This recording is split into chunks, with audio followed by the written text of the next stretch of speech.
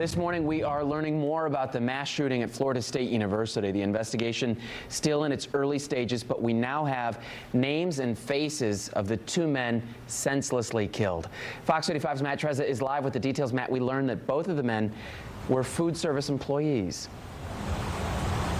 Yes, that's right, and they were also both fathers. Tiru Chaba had 2 children, and Robert Morales leaves behind a daughter. Now, Tallahassee police say 20-year-old Phoenix Iker gunned down both men and wounded 6 other people during a shooting rampage at Florida State University. Chaba was from Greenville, South Carolina. He was a food service vendor visiting the campus at the time of the shooting. He helped support his local community and gave out free lunches. Morales worked as the dining coordinator at the university. He was also a football coach at a local high school and the co-owner of a Cuban restaurant in Tallahassee. And we spoke with one of Morales' close friends.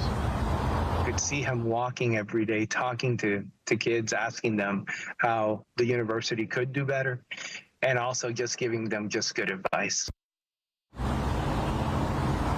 The 6 injured victims are expected to survive. Live in downtown Orlando, Matt Trezza, Fox 35 News. Thanks, Matt. We do have new details about the suspected shooter's childhood. 20-year-old Phoenix Iker here is the accused gunman. New documents show his parents were in a custody dispute over him when he was younger. Court records allege his biological mother kidnapped him in 2015 and violated a custody agreement by taking him to Norway. His mother has U.S. and Norwegian citizenship, and she allegedly told his father she was taking him to South Florida before leaving the country. The affidavit also states that Ikner has developmental delays and special needs, and that same year in 2015, Ikner's mother filed a slander lawsuit against his father and stepmother. Ikner is accused of using his stepmother's gun during the shooting. She's a Leon County Sheriff's deputy, and right now we're learning more about Ikner from a former classmate. Fox 35's Carla Byron has those details this morning. Lakeland native Townsend says he would see the alleged FSU gunman Phoenix Iker in 2 of his fall 2024 classes at Tallahassee State College. Townsend says Ikner was unafraid to engage in political debate, even when the subject matter didn't call for it.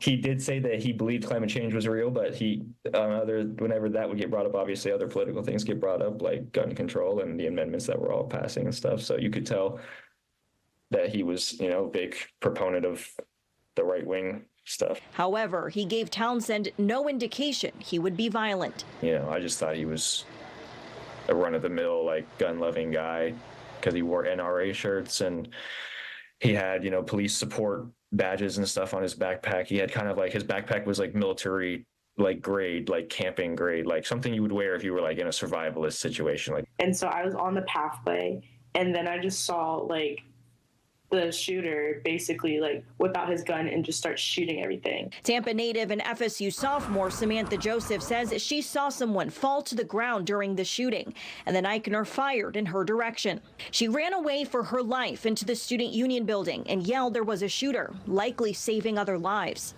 It's he is 20 years old, he is an adult, he knew exactly what he was doing, and it just inflicted a lot of pain within FSU and our Tallahassee community as a whole.